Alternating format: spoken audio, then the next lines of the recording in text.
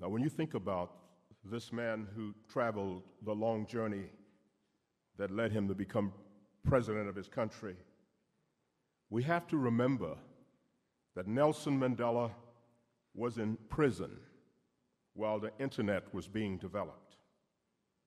He was in prison while we were learning the many uses of the cell phone. He was in prison while we were becoming dependent on new technologies. And he was in prison while the world economy was becoming more and more interdependent. But he came out of prison, took over the leadership of his party and his country without missing a beat, because for him, leadership was a way of being rather than simply a defined set of skills or a particular set of experience. His influence came from the power of his personality, the elegance of his humanity, the loftiness of his ideals, the wisdom of his judgment, the calmness of his temperament, and the power of his commitment to the well-being of others.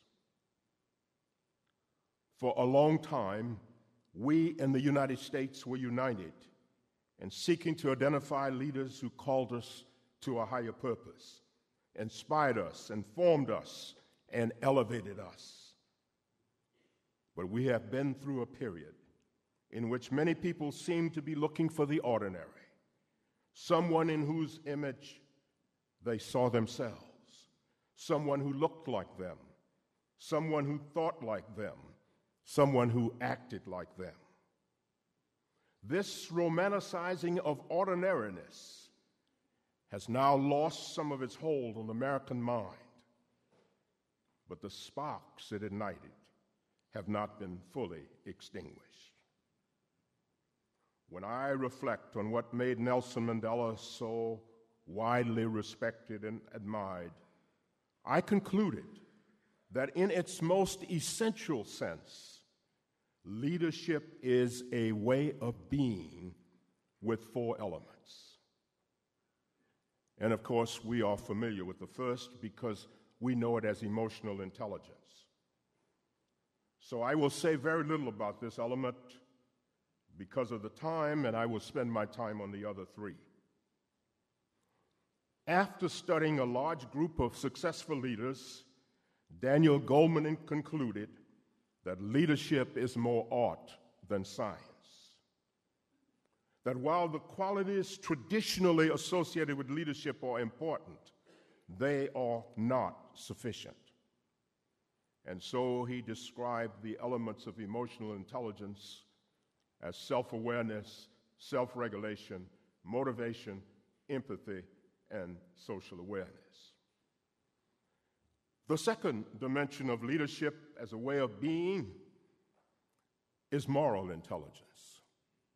For almost a decade, I have been arguing that one of the greatest challenges we face in the 21st century is how to think about, how to talk about, and how to apply values to our work in public and private institutions without getting caught up in the politics of virtue or the parochialism of dogma. I cannot overemphasize what a grave mistake it would be to allow questions regarding the appropriate role of ethics in our aggregate existence to remain primarily the domain of moralists interested almost exclusively in the private behavior of individuals. Reinhold Niebuhr, the great moral theologian who in 1932 wrote the book Moral Man and Immoral Society, could have been speaking directly to our own times when he warned of the difficulty of applying the moral sentiments of individuals to the moral imperatives of groups. He went on to argue that while we know a lot about what is right and what is revered in individual behavior, we have made very little progress in applying morality to the problems of our aggregate existence, whether national, economic, racial, or organizational.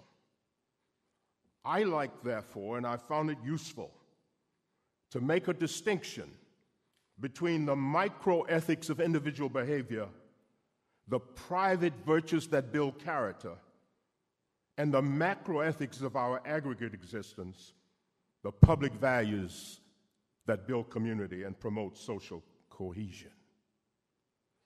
Religions do a good job of affirming moral absolutes. But what we need most from leaders in the second half of life is the ability to cope with ambiguities rather than simply proclaim absolutes. The third element of leadership as a way of being is social intelligence. And here I refer, first of all, to recognizing and protecting the dignity of difference.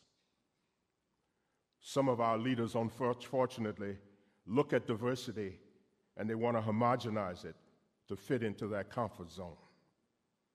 They fail to understand that the more diverse we are, the richer our culture becomes and the more expansive our horizon of possibilities.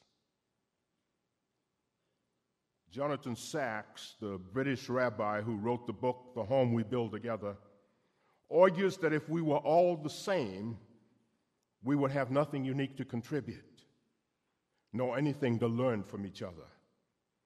Yet if we were completely different, we could not communicate.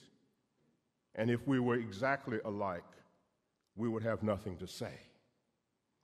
So the rabbi concludes that we need to see our differences as gifts to the common good.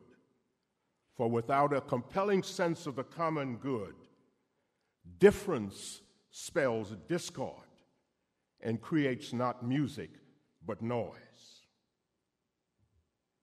Leaders with social intelligence are the ones who are most convincing in persuading others that diversity need not divide, that pluralism, rightly understood and rightly practiced, is a benefit and not a burden, that the remarkable achievements of November 4th, for example, was a great leap forward, but it does not yet signal the arrival of the more perfect union.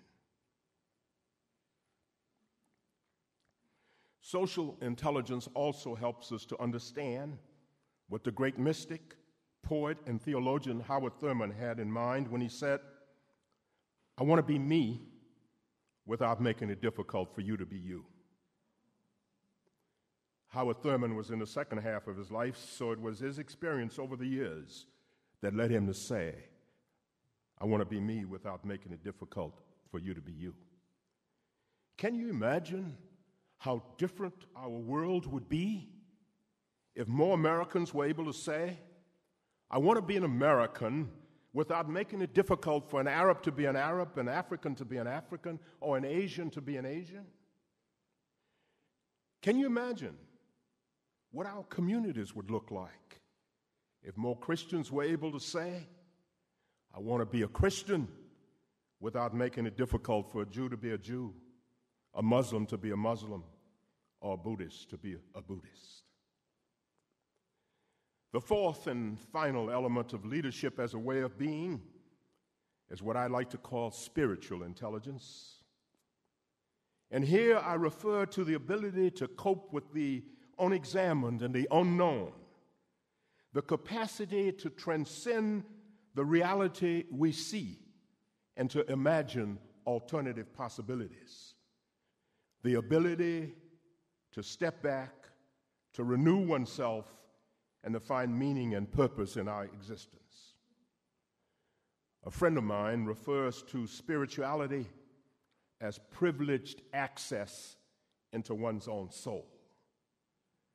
That makes a lot of sense to me because I have learned much over the years about the importance of being in touch with my inner self, especially the need to cope with the demons that some psychiatrists call the tyranny of the urgent.